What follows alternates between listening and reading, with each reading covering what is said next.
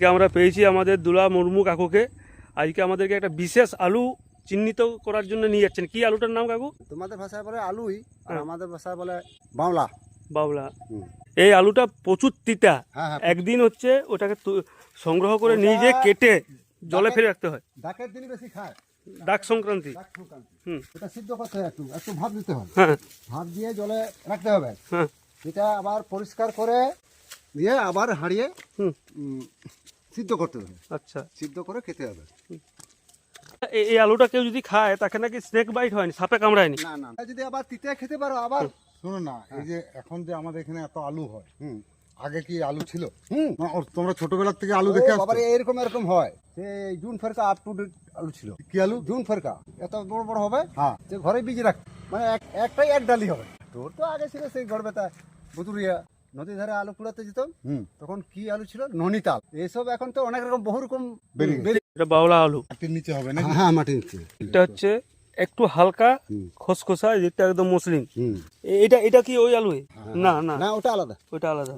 এটাও দেওয়া হয়, এটাও তেড়ে খাওয়া হয়, এরকম মানে অনেক রকমই খাওয়া হয়। খাওয়া হয়। আর ডাকের দিনে খায় বেশি। এটা হচ্ছে ওই দাগ সংক্রান্তির আগে তুলে নিয়ে যাওয়া হয়। হ্যাঁ এবং সেটাকে একদিন কেটে সিদ্ধ করে জলে ডুবিয়ে রাখা হয়। হ্যাঁ, তারপরের দিন খাওয়া হয়। ওটা দিয়ে আর না হলে পাঁচ দিয়ে। সোটা বলতে সোডা। হ্যাঁ, সোডা দিয়ে আর কিংবা পাঁচ দিয়ে কি করা হয়? ওটা সিদ্ধ করতে হয়। আচ্ছা আচ্ছা আচ্ছা, মানে পাঁচটাও তো পাঁচটা খার। তো ফাইন করতে হবে। আচ্ছা, অ্যাকচুয়ালি খাদ দিয়ে সিদ্ধ করতে সিদ্ধ হয়। হবে।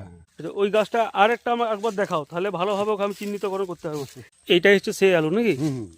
এর পিছন দিকটা হচ্ছে এরকম, সামনের দিকটা একদম মসৃণ, আর এরকম লতানো হয়। রসটা মোটাও হয় না। হ্যাঁ হ্যাঁ, মোটাও হয়। এর যে লোম, তাতে যেমন তীব্র একটা জ্বালা হয়, এবং এই বাইট করলেও কিন্তু খুব জ্বালা যন্ত্রণা হয়। সেটা অনেকদিন পর আজকে দেখতে পেলাম, প্রায় বিলুপ্ত হয়ে গেছে এটা।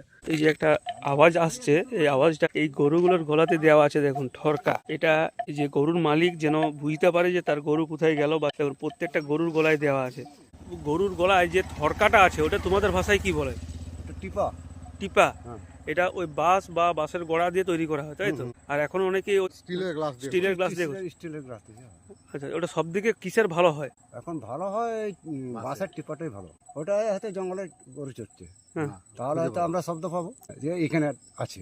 আর নাহলে ওটা না বাঁধলে কোথায় চড়ছে। আর মুখে যেটা আছে ওটা চটা, চটা। মানে যারা বাংলায় কথা বলি তাদের জন্য এটা বিড়ি। বিড়ি কি চুরুট? চুরুট তো না বাবুরা খায়, তাহলে চটা থেকেই চুরুট এসেছে। চুরুট এসছে। ওটাকে বিকৃত করে বা বিকৃত করে আধুনিকরণ করে যে কোনো। তখন তো দোক্তা চাষ ছিল, আর আগে প্রথম লোক ওরা। আর তখন সে আগুন সেই ইয়েতে করে নিয়ে আসছে। এখন